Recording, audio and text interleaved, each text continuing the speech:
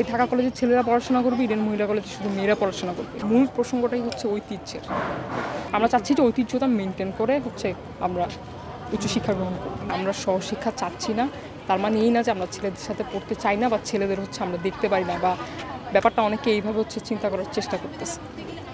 এখন নারী পুরুষ একজন আরেকজনের সম্পূরক। আমরা কেন চাইবো না যে ছেলেরা আমাদের সাথে পড়াশোনা করুক? কিন্তু এখানে বিষয় হচ্ছে যে ইডেন মহিলা কলেজ এবং ঢাকা কলেজ এগুলো বিশেষায়িত প্রতিষ্ঠান। এগুলোর স্ট্রাকচারটা ওভাবেই গড়ে উঠেছে যে ঢাকা কলেজের ছেলেরা পড়াশোনা করবে, ইডেন মহিলা কলেজে শুধু মেয়েরা পড়াশোনা করবে। তা আমরা চাচ্ছি না যে এই ঐতিহ্যটা নষ্ট হোক। ঠিক এই জন্যই আমরা চাচ্ছিলাম যে ছেলে মেয়ে একসাথে কম্বাইন এই প্রতিষ্ঠানগুলোতে একসাথে স্টাডি করবে।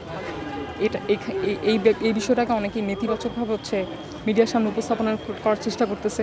কিন্তু সহশিক্ষার সাথে আপনি উচ্চশিক্ষাকে একসাথে মিলাতে পারবেন না। সহশিক্ষার প্রশ্নে আপনি উচ্চশিক্ষাকে পিছনে ফেলে কোনো ডিসিশন আপনি নিতে পারবেন না। কারণ আমরা এই জন্যই চাচ্ছি না যে ঐতিহ্যবাহী যে কলেজগুলো, যে ঢাকা কলেজে শুধু ছেলেরা পড়ে, ইডেন কলেজে মেয়েরা পড়ে, এবং এই স্ট্রাকচারটা ওইভাবেই গঠন করা। তো এই জন্য আমরা চাচ্ছি না যে এখানে ছেলেরা আসুক বা আমাদের ইডেন মহিলা কলেজ ছেলেরা পড়াশোনা করুক। তার মানে এই না যে আমরা চাচ্ছি না যে ছেলেরা পড়াশোনা করবে না, ব্যাপারটা এমন না। আমরা চাচ্ছি যে ঐতিহ্যতা মেনটেন করে আমরা উচ্চশিক্ষা গ্রহণ করব। যখন আমি দেখতেছি যে আমার যিনি বিপরীত লিঙ্গের মানুষ আছেন, পুরুষ, তিনি তো আমার সহযোগী বা আমার সহযোদ্ধা, তিনি তো আমার সহযোদ্ধা, রাইট?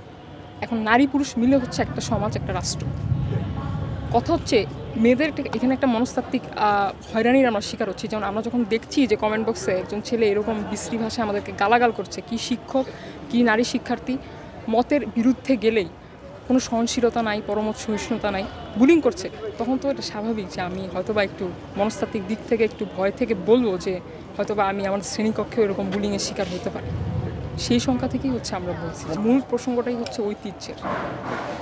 এখন কিছু কিছু বিষয় অবশ্যই আপনার ঐতিহ্য মেনটেন করে চলাটাই বেটার। ইডেন মহিলা কলেজ 1873 সালে প্রতিষ্ঠিত।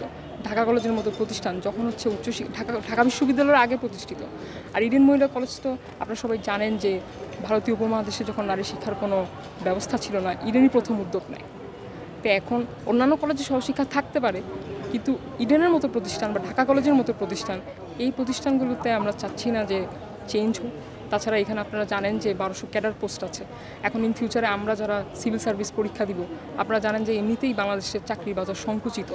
এখন চাকরি পাওয়ার অধিকার কিন্তু আমার মৌলিক অধিকার। তো রাষ্ট্র যদি 7টা কলেজকে ইউনিভার্সিটি করে 1200 ক্যাডার পোস্ট বিলীন করে দেয়, সেক্ষেত্রে ইন ফিউচার আমরা মনে করছি যে আমার চাকরি পাওয়ার অধিকারকেও রাষ্ট্র ছিনিয়ে নিচ্ছে।